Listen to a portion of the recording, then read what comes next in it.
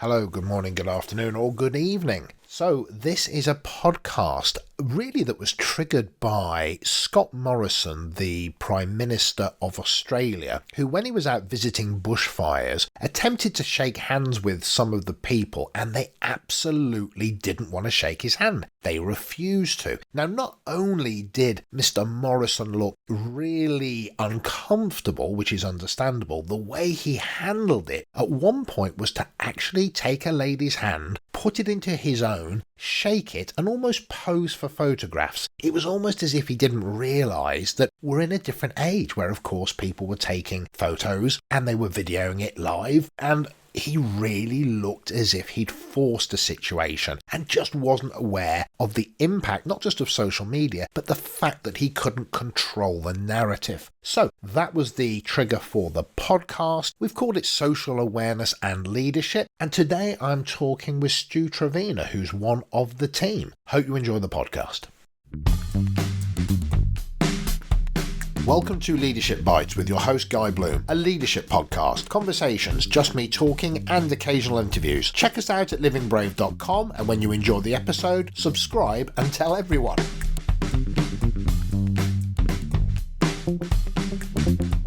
So we have got the topic, which is, does the growth of social media put greater emphasis on leaders to be self-aware? And I guess that kicked off when, I can't remember who it was now, but one of us saw the Prime Minister of Australia, Scott Morrison, attempting to shake hands with people when he went out to the bushfire, and he got the comment, "I don't really want to," from one guy who was a firefighter, and then he had the lady whose hand he physically took and put in his own and kind of forced her to shake hands, almost as if he was doing it for like a photo opportunity, as opposed to being cognizant of the fact that people were recording it and it was out on social media minutes later with commentary that went with it. And I kind of guess that fired up the question then. Yeah, I think it was a moment in time where you saw somebody in an environment that wasn't quite going to plan. And I think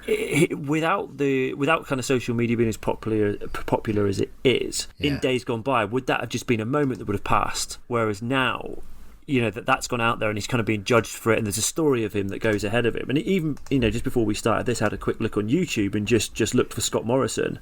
Yeah. And 6 videos of the first page are all related to that one moment, that one incident. You know, we're talking like 500,000 views, 750,000 views, and has that little moment defined him now? And now is he in a position to recover from that? Is, you know, the whole handling of the situation? I see that, the impact that it's had on him, and whether or not that impact that it might have on his story and his brand. I'm slightly more focused on the actual lack of awareness around his own ability to handle the situation, and I wonder if it's because he himself isn't capable of doing it and that was captured on media, or his recognition that it was going wrong in front of a media platform really made him kind of super aware of how wrong it was going, which then led to him, and I'm just watching that YouTube clip of when he met the firefighter who literally just did not want to look at him, talk to him, shake his hand. So all the normal social protocols of, hey, it's the Prime Minister of the country, were just gone. And all he could do was walk away. You know, he literally put his hands in his pockets and he walked away. So I wonder if it's that without comfort and a real savvy around social media, I just wonder if it just highlights the individual's either personal discomfort with social media, or I wonder if the cameras weren't there, would he have been a completely different character? But he's just so wound up by the fact that the cameras are there, he goes, the best thing I could do is get out of here.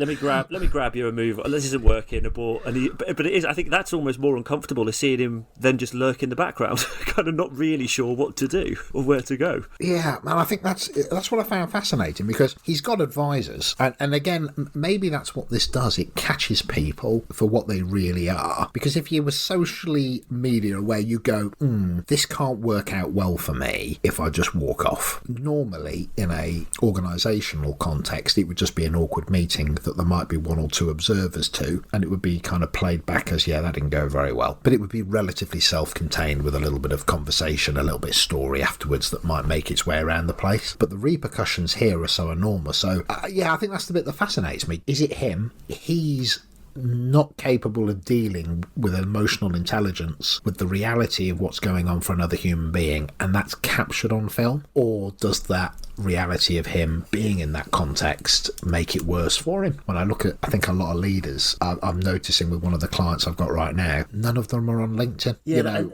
We've spoken about it, and it's an odd platform because it's so. I find the people I talk to, it's so open to interpretation of what it is there to do. Yeah, and I don't know if you've even seen. There's almost like the LinkedIn police. This is the place for this. It's not the place for that. It's a really weird kind of place where people are interacting. But I think I've shared this. I had a room full of people and said, who's on LinkedIn? Yeah, and pretty much 100% of the room said yes. And then the second question, who uses LinkedIn? And it dropped to about 60%. And then it was, well, what do you use it for? And there was, well, it's like an online CV. It's good for resources. Yes. Through to, actually, no, it's good for raising my brand profile. It's good for learning about what's happening in my industry. So I think although we've got access to it, utilising it within that leadership space is very different depending who you speak to at the moment. And I don't know if there is this is how you should do it. Do you know what I mean? Or it's right for one group to say this is the right way to do it. I mean, LinkedIn is a classic example because, we work in organisations. So this whole reality around LinkedIn is indicative of what people see as a marketing tool and what people see as an inverted commas social media platform. And you've got some people that are very, very comfortable with technology, but they haven't wrapped their heads around maybe their relationship with, I'm just going to say, media on a daily basis. And it's almost like their relationship, like some people's relationship with leadership. Oh, it's a thing I've got to do in that moment with that group on Tuesday. So some people's relationships with leadership, being a leader, or the cultural narrative or social media, it's almost when it crops up, I'll do something with it. And then there are people that see it's the essence of what I'm about. You're managing and you're leading, and we're affecting the culture all the time. I need to be media alert. That's real in the world. So some people seem to embed it into their thinking, and then others seem to approach it as and when it crops up. I think. Yeah, that's true. And I've just, as you've said that, I've just thought. So with the Scott Morrison, we've almost said there's what we've seen is the reality of him, and I think he's been caught doing something, right? And that's what's been shared. Whereas, is there with a lot of social media, it's almost working the other way, that it's not the reality of us. It's a projected view, a desired. It's our best bits that are kind of published online, and maybe we kind of know that. And I think what it's done in that instance, maybe what it's done is, as those that are looking at leaders, it's actually given us a glimpse of who we really have in front of us, and that's why it's spread so much, and maybe why the importance of that online presence is greater than it has been before. Because I think if we look at levels of trust in leaders, that kind of there's like the Edelman Trust Barometer, which shows that trust is a depleting resource that we have, that we want to know who we've got in front of us, and these stories like this, I guess, are a reason as to why those levels of trust are depleting. They're used to controlling the narrative, and they're used to controlling the narrative in the sense of being in a room with a group of people, and through personal characteristics they can engender their own story with the interactions that they themselves can control. And the thing about social media is, it feels, I think, to a lot of executives that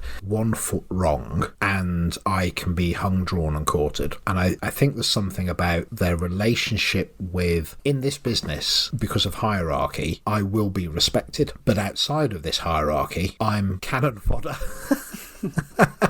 And because, it doesn't matter, who that person is, 10 years old or 100, it doesn't matter who they are or where they are, they can make a comment. And they may make a comment that says, what a stupid tie, or look at the ears on her. And they're fearful of that word that she used, I didn't like it. And they're going to get feedback that is hard to change the narrative of, because the public or the public space isn't necessarily going to listen to your argument, because people are are very black and white sometimes in their perspectives, and entering into conversations on social media is something people fear. So I think what there is a recognition that social media is important, or media is important, that there's a relationship with it that is, I think there's a confusion about the Instagram moments, which is almost like having a photograph taken for the newspaper. You can almost contrive it. And then there's your voice is being recorded, or somebody's videoing you on their phone, or you've created a corporate film or podcast or whatever it is, but it's open to translation. And I think that's where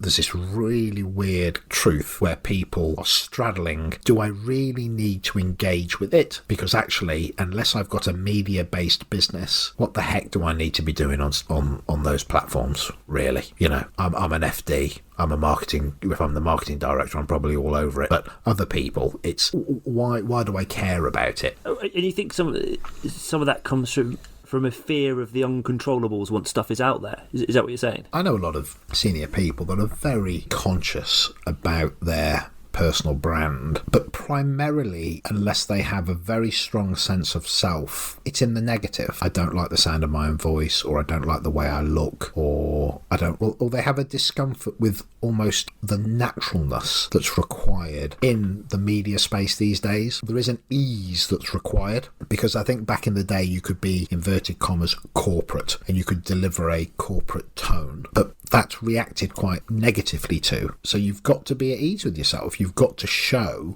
a version of yourself that people have a sense of trusting. And I think that's for a lot of senior people who, you know, the old gag is you're not as funny as you think you are, because, you know, people are laughing not because you're funny but because you're senior. They're often in a contrived space where they're not quite sure of in their hearts they know that they may not be being as natural, and they're not as easy as they'd like to be, but they have control, so they're okay. But once that gets taken from them, I think that's what they fear. They fear the lack of control, and they don't control the narrative because they're not so comfortable with themselves that they can get a straight message across. That's my sense of it. I don't know what your thoughts are, but it feels like there's a lot of angst around it, I guess. I think there's going to be elements of that, because the whole topic was about being kind of self-aware. Yeah. The self-aware element was, I guess, because once it's out there, right? And I think that's part of it. So I need to be aware of the things I'm saying, doing, projecting, because I'm going to be judged for it.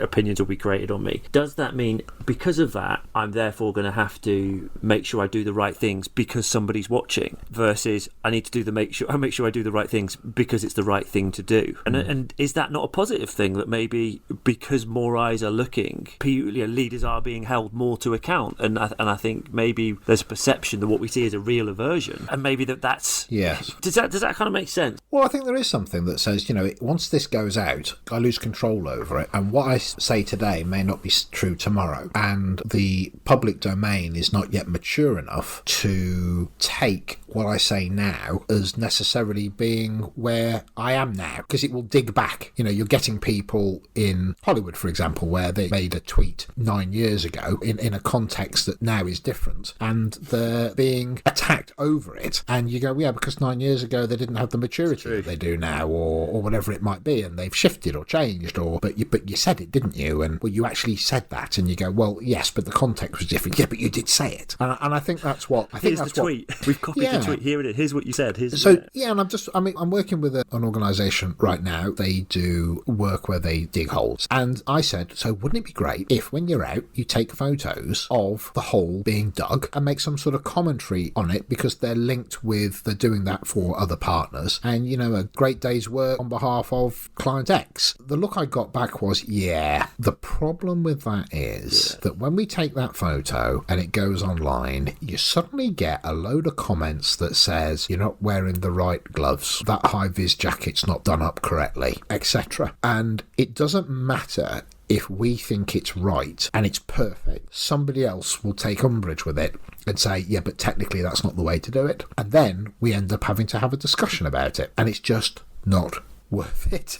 So they'd rather be vanilla and just not do it than have a relationship with it. And I guess that's where it takes a real strength of maturity to say, this is who we are, this is what we're about, or this is who I am and this is what I'm about. And I'm willing to accept challenge from that public space. And that takes a real strength, because there is a safety in why care about that. actually I can just ignore it, because actually I'm not really going to be judged by it. I'm going to be judged by certain data points that I'm doing in my job. So what the heck does, media awareness mean to me? But what it does, though, it loses them a lot of opportunity, because they've got all these clients that they could be sending a continual stream of positive stories to. Look at what we're doing today, look at what the guys are out doing, and they don't, because they fear that out of the 100 messages that they could send out to the world going how awesome and how brilliant, they could accidentally take a picture of a van that has a bit of a low tread on a tyre, and somebody notices it, and they make a comment on it, and then the client goes, yeah, but don't be putting out a picture with that fault on it and then tagging us in it. And they go, so do you know what, it's just not worth doing it. So I've seen, yeah, of course it does. Yeah, that's the one that gets the airtime, right? It's interesting that I think what they're doing is that's the words that's being used, that's the rationale behind it, but maybe that's just a mask for that fear. And I guess it's I'm putting out there, but I guess it's attached to my name. Then I'm the one that's standing behind that message. Is it a reflection of me? Does that, do you know what I mean? Is there something that's doing something to my brand value that others will see by doing it? Yeah.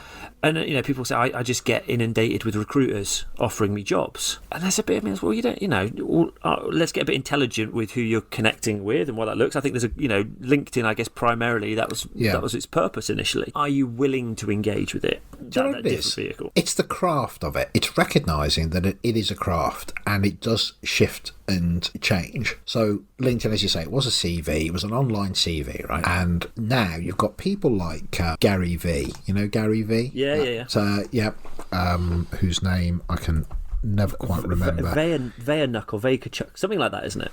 Yeah, yeah, exactly. It'd be more helpful. Hugely insulting if we can't. Vaynerchuk, Gary Vaynerchuk, and who's this fantastic sort of, he's highly social media competent, and he's all over the place. And he kind of announced that LinkedIn is the new platform for doing business. Forget Facebook, forget Instagram, and all that. I mean, not forget it, and so all of a sudden you get people streaming into this LinkedIn space, and it was slowly morphing because, as you mentioned earlier, some people might say, hey, I know it's not for LinkedIn, but I just want to say, wow, this happened at home. And why are you making that comment on LinkedIn? It's not social media. So LinkedIn, from my perspective, dealing with leaders, is this massive marketing opportunity. It's this massive storytelling space that actually people still aren't sure whether or not they want to utilize it in that way. They don't necessarily feel as if that they want to interact with it as maybe as a sales platform, maybe as a brand platform. I think it's changing so quick, and the power of it is shifting, and the impact of it is growing, that almost a lot of people would just rather stay away from it. And I think that's the question that we pose, does the growth of social media put greater emphasis on leaders to be self-aware? I think they are self-aware, and they're so self-aware about themselves that they kind of go, do you know what, I'm going to stay off it.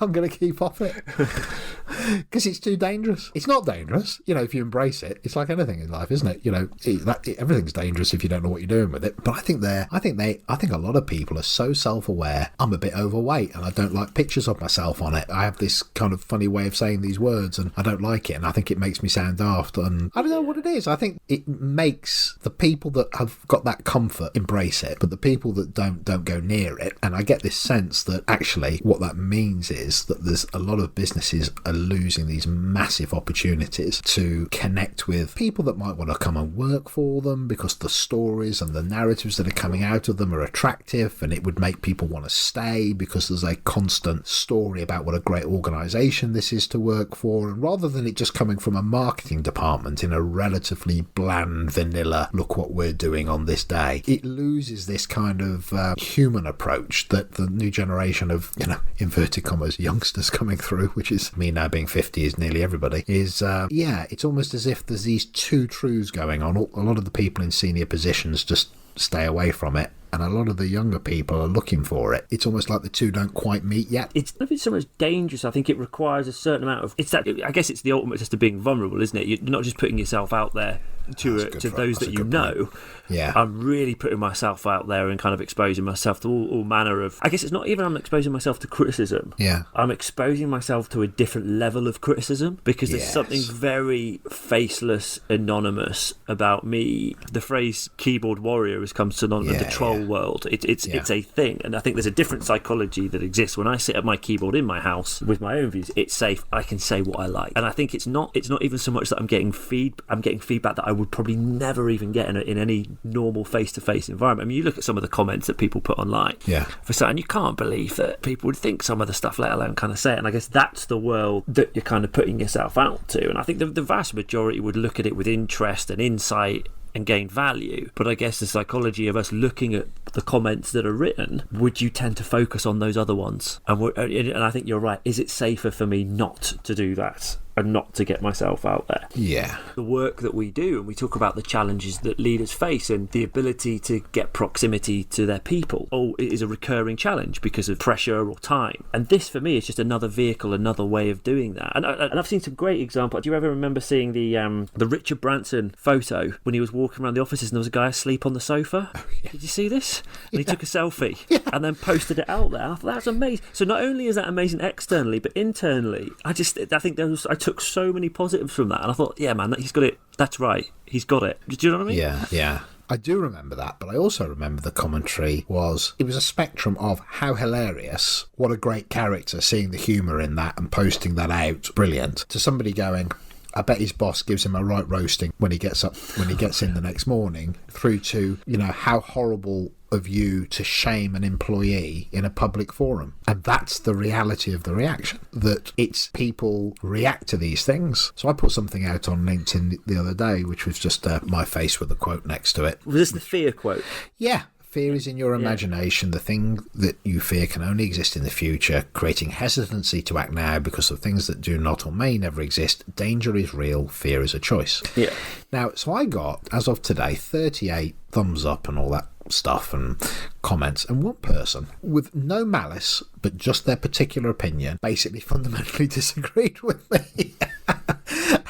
and they said, it's a mental health issue. And I responded while going, well, no, I don't think being anxious is a mental health issue. If you have a mental health issue and that makes you anxious, then that's a different thing. But having anxiety is not in itself a mental health issue, unless you say, like, performance management, it means the good and the bad. So mental health includes all positives and all negatives, therefore it's all mental health. Well, then everything's a mental health issue then, kind of stuff. But what I mean is, it's not that they're right or wrong. We could get into that debate forever. It's the fact that somebody in a public forum doesn't like it and they respond with a disagreement. And Guy Bloom can handle that one-on-one because he's not a corporate entity. But there's somebody in a marketing department that if that had got an MD's face on it with a quote and it had gone out and then there'd have been a negative response, they then have to handle that and go, do we accept that and we're okay with triggering by holding a position? We're triggering a response, or do we go vanilla in a manner that means we're always safe? And I think maybe that's what social media or media is doing. It's forcing people to, if you're going to do it, you've got to stand for something. And a lot of people don't really want to acknowledge what they stand for. I think the trigger and response, I think that's a really interesting point. I had a room full of senior leaders, and they're trying to encourage a culture where people speak up. That's a big thing they want at the moment. They're in a place of conformity, and they kind of want to move to this place. Yeah. I asked, so unanimously, by show of hands, how many you're all in agreement? You want the people within your organisation to speak up unanimously, hands all in the air. I said, but do you? Do you really? Because I suspect the things that people aren't speaking up about are the things that might be a little harder to hear. What do you do in the face of that? Because that's what you're asking for. And I think by nature of your response to their hand in the air telling you things will be a factor on how much of this culture is going to succeed or not. We talk a lot about vulnerability and courage. I think there is a requirement to have to do that as a leader now. I don't see how you can't forge new ways, creative, or a lot of the buzzwords around without that element of being vulnerable right now. Yeah, maybe that's what I guess I noticed with that whole, going back to the trigger for this for us was Scott Morrison. It showed, heaven forbid, and it doesn't have to be like that, but it showed an older guy who was caught with a response that he wasn't used to. And without social media there, nothing would have happened other than maybe a line in a newspaper that would have made the statement. But the physically seeing it layers on this level of emotion. And I think that's what it is. It's this whole idea that, back to your point, I know the situation you're talking about is, back to what you were saying, is social media is kind of a metaphor for having to have the honest conversation. Yeah. It's if you're prepared to have the honest conversation in the organisation, the chances are you're going to learn and have the comfort in the way that you would then interact with media. And I don't necessarily call LinkedIn social media. I think social media for me is Facebook and Twitter and Instagram and that kind of stuff, whereas I just see LinkedIn as a marketing conduit really more than social media, but I guess maybe it's morphing more that way. But the point being, yeah, maybe that's what it is. We've said about being emotionally intelligent and more sort of socially aware, but maybe that's what it is. It's about the leader's capacity to grow into a point where your emotional intelligence is now not contained in the safety net of an organisation where you have positional power, and actually, even if there is a narrative that's going on, you know that you're not going to hear it because nobody's going to say it to your face. And I think in the past you will, and you still do, see people's opinions of their leaders that are held back and maybe only demonstrated at exit interviews or employee satisfaction surveys. But when it comes to media, I'm going to hear it. And I'm going to hear it from people that will judge me independently from a distance. And I may say they don't have the context, but they'll probably have enough context to have an opinion. And a lot of people don't like that, and I think it comes back to that whole, unless they're used to handling those things in real time and have put themselves into a place where they've learned how to get good at it, there's no way they're going to go near the media stuff. What's our conclusion then? From my perspective, I think it's one of those things that's not going away, and this is my view, is I think there's such a population there, and it's such a mechanism for sharing views, thoughts, influence. I can't see how you can't embrace it. Yes. And embrace it doesn't mean I lovingly walk into it, but at least play with it, at least kind of step into that space a little, because actually I think by nature of you not, potentially that outside judgment is happening anyway, that you don't have a version of you that's out there. Yeah, I think that's a really good summary. So if I've heard you correctly, it's not so much that the genie's out of the bottle, but the reality is that this thing is not going away. You've got people coming through from different ages, call them whatever we want to call them, who are absolutely living through a social media or media lens. They are absolutely judging you by a whole platform of what they can find out about you, what they see about you. For me to really trust you, I don't want to just see you in the moments that you present yourself to me in your finest in a town hall event or a public event where it's all scripted and it's manufactured. I actually, if I'm going to trust you, I want to see you in life doing your job around the place, but in a manner that isn't scripted, and it gives me a line of sight on what you're really about, because that's how I see everybody else. I am used to seeing stars and people that are famous, and if you are a leader, you're famous in your own workspace, right? And I'm used to seeing them in a much larger timeline when they are vulnerable, and you mentioned that earlier, and if I don't see that in you, then I do think it's contrived because I have no other examples of it. And I think that's what leaders have to wrap their head around. I think the summary then is you've got to embrace it, you've got to get with it. You can ignore it, and you can probably get away with ignoring it for a while. But the truth of the matter is, if you've got a business that's going to be around and sustainable and here for the long term, then leaders absolutely have to connect with it. Maybe it's not just about being more self-aware, but it's that willingness to embrace that and translate themselves into that space and see it as just as important. Nice summary. Okay, well, on that note, I'll bring us to a halt. I'll see you on the next podcast. Okay, that's it. Thank you for listening to the podcast. Hope you enjoyed it. Check us out at livingbrave.com, and of course subscribe to hear more of our podcasts. See you soon.